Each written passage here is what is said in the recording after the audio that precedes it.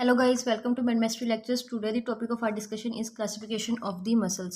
Last lecture में हमने देखा था कि मसल्स क्या होते हैं. हमने मसल का इंट्रोडक्शन देखा था कि मसल जो है वो उसका मतलब क्या, वो होते क्या बॉडी के अंदर, क्या कौन कौन से वो फंक्शन परफॉर्म करवाते हैं. जिसमें हमने देखा था कि जो मसल है वर्टेब्रेट्स की बॉडी के अंदर प्रेजेंट होते हैं. इसके अलावा वो उसकी वर्टेब्रेट्स की बॉडी का टोटल मास का 1/2 बनाते हैं. इसके अलावा उसकी जो हमने अपीयरेंस देखी थी वो देखी थी कि माउस लाइक होती है. उसकी जो टेल होती है वो रिप्रेजेंट करती है टेंडन को. इसके अलावा हमने उसके फंक्शंस देख लिए थे कि वो लोकोमोशन के लिए इंपॉर्टेंट होते हैं, पोस्चर और स्टेबिलिटी के लिए ज़रूरी होते हैं, हम बॉडी की इंटरनल हीट को कंजर्व करते हैं. इसके अलावा जो है हम लोगों ने उसकी जो है वो कुछ प्रॉपर्टीज़ देख ली थी, जिसमें हमने देखा था कि उनकी जो एक इसेंशियल और एक उनकी जो सिग्निफिकेंट जो प्रॉपर्टी होती है वो कॉन्ट्रैक्टिलिटी होती है. मीन्स के उनके अंदर जो है वो शॉर्टन थिकन होने की जो है वो प्रॉपर्टी होती है. उसके अलावा जो हम लोगों ने उसके देख लेते हैं कि उसकी सेल्स की आगे कौन कौन सी टाइप्स हैं. आज जो है हम लोगों ने देखनी है कि हमारे पास जो है वो मसल्स की कौन कौन सी क्लासिफिकेशन और किस किस बेस के ऊपर है. पहले हमने उसके स्ट्रक्चर की बेस के ऊपर देखनी है कि अगर हम मसल्स को उनके ओवरऑल स्ट्रक्चर की बेस के ऊपर क्लासीफाई करें तो हमारे पास उसमें मसल्स की कौन कौन सी टाइप्स आ जाती हैं. उसमें वो कहते हैं कि depending upon the microscopic structure of muscle cells the muscles are classified into following subgroups. अगर हम माइक्रोस्कोपिकली देखें इसके स्ट्रक्चर को, मसल के स्ट्रक्चर को, जो हमने लास्ट वो माउस शेप वाली बात की थी वो हमारे पास एक उसकी एक्सटर्नल अपीयरेंस थी, वो माइक्रोस्कोपिक नहीं था. लेकिन अब हम वो कह रहे हैं कि अगर हम माइक्रोस्कोपिकली इसके स्ट्रक्चर को देखें मसल सेल्स के, तो उसमें हमारे पास डिफरेंट मसल्स आ जाते हैं. जिसमें जो पहला है वो स्ट्रेटेड मसल्स या स्केलेटल मसल्स है. स्केलेटल हमने पढ़ा था कि हमारी बॉडी के अंदर 650 स्केलेटल मसल्स प्रेजेंट है. और जब भी एनाटॉमिस्ट जो मस्कुलर सिस्टम की बात करेगा इट मीन्स वो रिप्रेजेंट कर रहा होगा स्केलेटल मसल्स को, क्योंकि जो स्केलेटल मसल्स है यही हमारी बॉडी का मेन स्केलेटन सिस्टम बना रहे थे. लेकिन उसके अलावा उन्होंने यहाँ पे इसके लिए एक और वर्ड यूज़ किया है, स्ट्रिएटेड मसल. अब स्ट्रिएटेड का वर्ड यहाँ पे इन्होंने क्यों यूज़ किया है, क्योंकि स्ट्रिएटेड का मतलब होता है कि इसके अंदर जो है वो बैंड्स प्रेजेंट होते हैं, लॉन्ग स्ट्रिएटेड बैंड्स. मीन्स के ये जो स्ट्रिएटेड मसल या स्केलेटल मसल है इसके अंदर हमारे पास ये बैंड्स प्रेजेंट होंगे. ये लाइट बैंड होगा और ये डार्क बैंड होगा. इसी तरह हमारे पास ये डार्क बैंड, फिर आगे ये लाइट, फिर जो हमारे पास डार्क बैंड्स आ जाएंगे.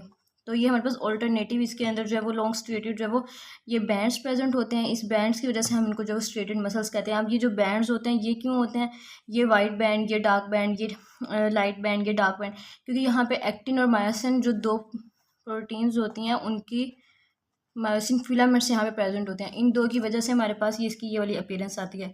तो अपीयरेंस की वजह से हम इसको स्ट्रेटेड मसल या स्केलेटल मसल कहते हैं. अब नेक्स्ट इसकी प्रॉपर्टीज़ की बात कर ले तो कहते हैं कि ये लॉन्ग होते हैं, सिलिंड्रिकल होते हैं, मल्टी न्यूक्लिएटेड होते हैं. मीन्स इनके अंदर एक से ज़्यादा न्यूक्लियस प्रेजेंट होते हैं. कॉन्ट्रैक्टाइल सेल्स हैं, इनके अंदर कैपेबिलिटी है कि ये जो वो फर्दर जो है कॉन्ट्रैक्ट कर सकें. इसके अलावा शॉर्टन या थिकन हो सकें which show rapid and unsustained contractions. Mean इनके अंदर रैपिड और अनसस्टेन्ड कॉन्ट्रैक्शन हो रही होती है, जिसके रिजल्ट में हमारे पास नेक्स्ट कोई भी मूवमेंट या एक्शन जो है परफॉर्म होता है. और एक चीज़ यहाँ पे इंपॉर्टेंट बताएगी कि they are under the control of somatic nervous system. हमने बॉडी में पढ़ा कि दोनों हमारे पास नर्वस सिस्टम होते हैं.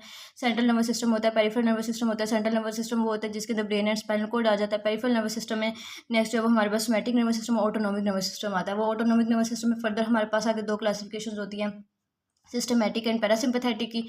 और जो सोमैटिक नर्वस सिस्टम है ये हमारे पास कौन सा सिस्टम है, ये बॉडी का वो सिस्टम है जो कि उन सारे फंक्शंस को कंट्रोल करेगा जो हमारे वॉलंटरी, हमारे मतलब हम अपने वॉलंटरी कंट्रोल में, कि हम खुद से जो है अपनी मर्जी से अपने कॉन्शियस के अंदर अपनी विल से जो परफॉर्म करते हैं.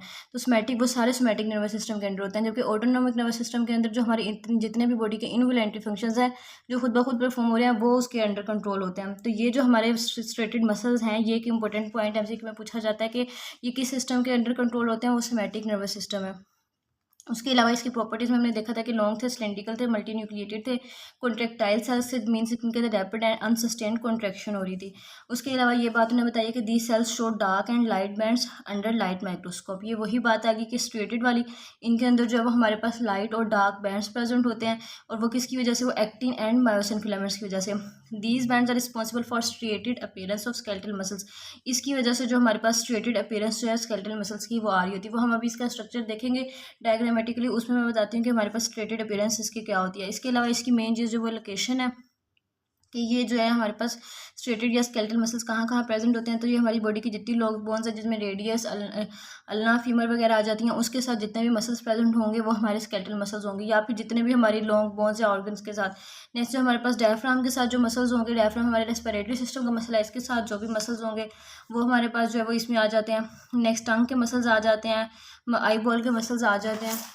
इसके अलावा हमारे पास स्पेशल एक्सप्रेशन के pharynx and upper third of oesophagus और मिडल ईयर के, ये जो है एज इट इज़ याद करना है कि हमारे पास कौन कौन से जो मसल्स हैं वो स्केलेटल मसल्स में आते हैं, या फिर इससे हम पूछ सकते हैं कि जो डायफ्राम है वो हमारे पास स्केलेटल मसल है या कार्डियक मसल है या स्मूथ मसल है। तो उसमें हम क्लिक करेंगे कि जो हमारे पास डायफ्राम है वो स्केलेटल मसल है। तो ये जो है एमसीक्यू के लिए भी इंपॉर्टेंट है और वैसे भी ये याद रखने वाली चीज़ें कि कौन कौन से मसल जो है वो स्केलेटल में आते हैं। नेक्स्ट हम लोग जो है वो इसके स्ट्रक्चर की बात कर लेते हैं डायग्रामेटिकली।